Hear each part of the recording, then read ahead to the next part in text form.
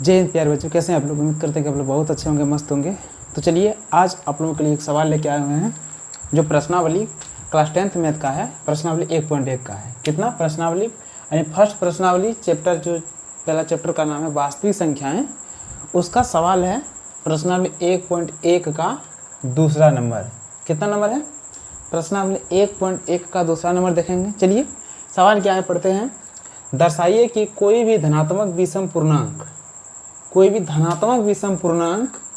6q+1 या 6q+3 या 6q+5 के रूप का होता है, जहाँ q कोई धनात्मक पूर्णांक है।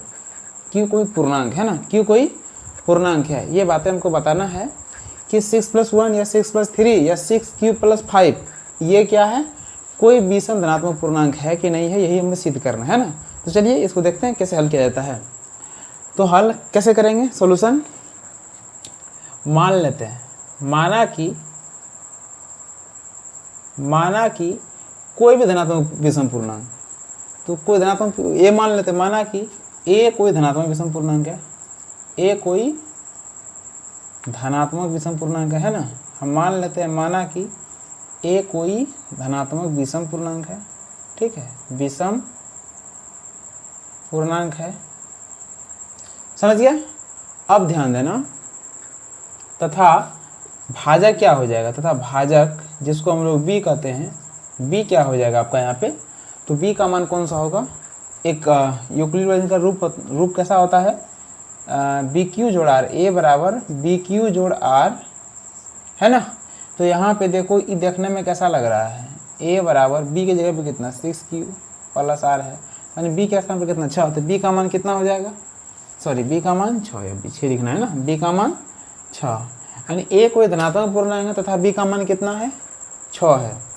तो यूक्लिड विभाजन परमिका से क्या हो जाएगा, यूक्लिड विभाजन प्रमेयिका से क्या होता है, सूत्र क्या है, a बराबर BQ जोड़ R, जहाँ 0 ≤ R b, यानी 0 यानी R का मान, R का जो मान है वो 0 के बराबर या तो 0 से बड़ा होगा, और B का जगह पे यहाँ कि R का मान जो हो सकता है, R का मान जिससे भाग लगाएंगे, भाग किससे लगाएंगे भैया, जो भाजक रहेगा वो भाजक से हमेशा छोटा रहेगा, भाजक से हमेशा छोटा रहेगा, भाजक के बराबर नहीं, भाजक से एक छोटा रहेगा तो जरूर रहेगा, है ना। a बराबर b के स्थान पर क्या है 6q+r, जहाँ 0 ≤ R 6 है ना। इसको समीकरण फर्स्ट मान लेंगे, ठीक है। इसका कहने का अर्थ हो गया कि r का जो मान होगा 0 या 0 से बड़ा और 6 से छोटा, 6 से छोटा, जिधर मुंह खुला वो बड़ा और जिधर बंद तो छोटा। तो r तरफ बंद है, 6 तरफ खुला है, तो 6 इधर बड़ा हो जाएगा, r से बड़ा है 6, यानी 6 से छोटा होगा मान r का, है ना, ये कह रहा है, ठीक है। तो समझ गया यहाँ तक कोई समस्या नहीं, ठीक है। अब ध्यान देना एक बात, देखो यहाँ पे जब भी हम किसी भी संख्या में जिससे भाग दें, कोई भी संख्या से, मान लेते हैं 6 से किसी संख्या में भाग दे रहे हैं, किसी संख्या में भाग दे रहे हैं 6 से, ठीक है, वो संख्या का अब भाग लगाने के बाद जो शेष बचेगा, उस शेष हमेशा भाजक से छोटा बचेगा, ठीक है, शेष हमेशा भाजक से छोटा। समझ गया कैसे? देखो हम मान लेते हैं कि 6 से भाग लगा रहे हैं 15 में, तो 6 दूनी 12, कितना बचा शेष, 3 बचा। तो क्या 6 से छोटा है कि बड़ा है, छोटा है ना। अगर यही शेष मान लेते हैं कि यहाँ 3 जोड़ेंगे छुआने की, इसमें 18 लगा दें, 18 लगा देते हैं, 18 भाग लगाते हैं, तो 6 या 18, ये क्या हो जाएगा, 0 होगा कि नहीं होगा, यानी शेष यहाँ पे क्या हो गया, बिल्कुल ये 0, बिल्कुल 0 हो गया। समझ गया? तो यहाँ पे देखो, जैसे जिसमें यानी जब शेष 6 बचने लायक, जब समझ लो कि शेष जिससे भाग लगा रहे हैं और उतने बराबर शेष बच रहा है, तो भागा बिल्कुल गलत हो जाएगा, ठीक है ना। यानी जितना शेष बच रहा है, जिससे भाग लगा रहे हैं उतना शेष बच रहा है, इसका मतलब वो भाग पूरा कटेगा, वो शेष उतना नहीं बचेगा, ठीक है, वहाँ शेष 0 हो जाएगा। समझ गए ना? हाँ। तो यहाँ पे करना क्या है, इसका शेष कहाँ तक बच सकता है, किसी भी संख्या में अगर जिससे भाग लगाते हैं उस संख्या से यानी भाजक से एक छोटा शेष बचता है, जैसे। अतः इसका संभावित क्षेत्रफल क्या होगा, अतः संभावित क्षेत्रफल 6 का संभावित क्षेत्रफल क्या होगा, 6 का संभावित क्षेत्रफल कितना कितना होगा, 0 होगा, 1 होगा, 2 होगा, 3 होगा, 4 होगा, 5 तक होगा। 6 नहीं लेना, 6 शेष नहीं बचेगा। हम जिससे भाग लगाएंगे उतना शेष बचेगा, कभी नहीं, उससे हमेशा एक छोटा। अब हम बारी बारी से समीकरण, इस समीकरण में मान रखेंगे, ठीक है, सब शेषफल रखेंगे समीकरण में, ठीक है। लिखते हैं r का मान शेषफल, यानी ये जो लिखे हैं ये r का मान है, कि किसका मान है, ये r, यहाँ पर लिख देते हैं हम r, ठीक है। शेषफल जिसको हम लोग r का मान बोलेंगे, r का मान समीकरण फर्स्ट में रखने पर बारी बारी से रखेंगे सबको, ठीक है। जब r बराबर 1, r बराबर 0 लेते पहले, जब r बराबर 0 तो a बराबर क्या हो जाएगा, समीकरण 1 क्या है, ये वाला है 6q प्लस r का मान कितना लेंगे 0, तो यहाँ पे रखेंगे 0, तो a बराबर, अब सॉल्व करेंगे तो a का मान कितना आ जाएगा, 6 प्लस 0 तो 6q आएगा, है ना। जब r का मान कितना, जब r का मान 1, इस तरफ 5 तक रखेंगे, जब r का मान 1 तो a बराबर कितना हो जाएगा, 6q प्लस r की जगह पे कितना है, r इसकी जगह पे कितना रखेंगे 1, तो 6q प्लस 1 हो जाएगा। इस प्रकार से हम पांचों मान रखते हैं, अब इधर साइड में रखते हैं, ठीक है। जब r का मान 2 तो a बराबर 6q प्लस 2, जब r का मान 3 तो a बराबर 6q प्लस 3, जब r का मान 4 तो a बराबर 6q प्लस 4, जब r का मान 5 तो a बराबर 6q प्लस 5, ठीक है, समझ गया ना, 6q प्लस 5। अब ध्यान देना एक बात, यहाँ पे कह रहा है सवाल क्या, कि इतना जो है विषम धनात्मक पूर्णांक है, हमें बताना है। जहाँ कोई एक पूर्णांक है, कोई क्या है, एक पूर्णांक है।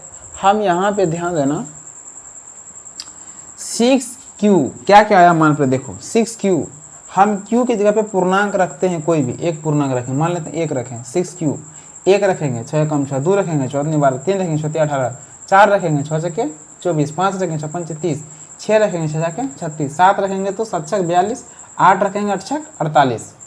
यानी एक बात ध्यान देना, क्या होता है, अगर सम संख्या में किसी भी प्राकृत संख्या से गुणा करेंगे, सम संख्या में किसी भी प्राकृत संख्या से गुणा करेंगे, हमेशा मान सम आएगा। बात क्लियर है।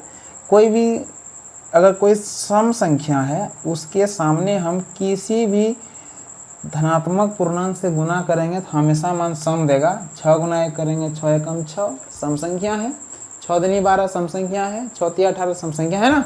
तो किसी भी मान रखेंगे सम, तो 6q का मान हमेशा सम होगा, ठीक है। अब ध्यान देना 6q प्लस 1, अगर सम संख्या में एक जुट जाए, किसी भी सम संख्या में अगर हम एक जोड़ देते हैं, 6q सम संख्या है, अब उसमें एक जोड़ेंगे तो वह विषम बच जाएगा, ठीक है। कोई भी सम संख्या में एक जोड़ेंगे तो विषम, इसका मान हमेशा विषम में आएगा। कोई भी मान रख के देख लेना, q एक पूर्णांक है, अब पूर्णांक में कोई भी मान रख के देखना, ये विषम आएगा, ठीक है। अब ध्यान देना यहाँ पे। अब 2 वाला, इसमें क्या हो जाएगा, इसमें क्या होगा बताओ, किसी भी, देखो 6q क्या है, एक सम संख्या है, उसमें हम 2 जोड़ेंगे, सम संख्या हम 2 जोड़ेंगे तो यह भी समय होगा, ठीक है। फिर 3 जोड़ देंगे तो विषम हो जाएगा, यह विषम हो जाएगा, है ना, यह क्या हो जाएगा विषम। और फिर 4 जोड़ेंगे तो ये होगा सम, और 5 जोड़ेंगे तो हो जाएगा विषम। सवाल कह रहा है कि एक कोई धनात्मक विषम पूर्णांक 6q 1 plus 6q plus 1, 6q plus 3 या 6q प्लस 5 के रूप का होता है। कोई भी धनात्मक पूर्णांक क्या होता है, विषम धनात्मक पूर्णांक होता है, बताओ। 6q प्लस 1 या 6q प्लस 3 या 6q प्लस 5 क्या विषम पूर्णांक है या नहीं है। तो भाई देखो यहाँ पे जब मान रखने के बाद विषम आ रहा है, मान विषम आ रहा है, 6q प्लस 3 भी विषम, 6q प्लस 5 भी विषम आ रहा है, तो ये विषम पूर्णांक है, क्या है यह, अतः लिखेंगे, अतः 6q प्लस 2 6q प्लस 4 सम धनात्मक पूर्णांक है। क्या है, सम धनात्मक पूर्णांक है, जबकि 6q प्लस 1, 6q प्लस 3 या 6q प्लस 5 विषम धनात्मक पूर्णांक है, विषम धनात्मक पूर्णांक है। बात क्लियर है? क्या है? विषम धनात्मक पूर्णांक है ना, प्रूव हो गया। यहाँ कह रहा है क्या कि कोई भी धनात्मक विषम पूर्णांक 6q + 1, 6q + 3 और 6q + 5 के रूप का हो सकता है। तो हाँ भाई, 6q + 1, 6q + 3 या 6q + 5 विषम धनात्मक पूर्णांक हो सकता है ना।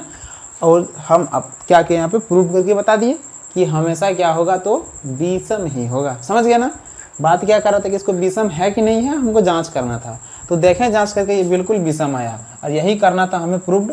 सवाल बन के रेडी हो गया। आप लोगों को वीडियो कैसा लगा? अगर वीडियो आप लोगों को अच्छा लगा अपने मित्र के पास शेयर कर दें। ठीक है, मिलते हैं किसी नेक्स्ट वीडियो में, तब तक के लिए जय हिंद, वंदे मातरम।